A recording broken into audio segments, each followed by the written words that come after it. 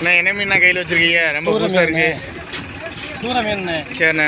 இது கேரளாவில் விரும்பி சாப்பிடுவாங்க. சரிண்ணே சரிண்ணே. குழம்புக்கு நல்லா இருக்கும். ஆனால் தமிழ்நாட்டு மக்கள் கொஞ்சம் விரும்பி சாப்பிட மாட்டாங்க. விரும்பி சாப்பிட மாட்டாங்களா? சரிண்ணே சரி. இது விரும்பி சாப்பிட்டா நல்லா தான் இருக்கும். நல்லா இருக்கும். ஆமாம்.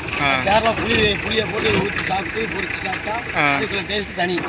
ஆமாம். இந்த மீனில் தான் மாசி கருவாடு தயார் பண்ணுறது இந்த சூர மீனில் தான். சூர மீனில் தான். சரி சரி. மாசி கருவாடுங்கிறது வந்து நல்லா ஊற வச்சு அந்த கருவாட்டை அதெல்லாம் உரலில் போட்டு இடித்து வெங்காயம் சீரகம் மிளகா தட்டி போட்டு குழம்பு வச்சு சாப்பிட்டா டேஸ்ட் அருமையாக இருக்கும். அருமையாக இருக்கும். முள் இருக்காது. முள் இருக்காது. ஏன்னா கூட சாப்பிடலாம். இந்த மீன் உடம்புக்கு நல்லது. உடம்புக்கு நல்லது. மீன் வந்து கேரளாவில் ரொம்ப ஃபேமஸான மீன்.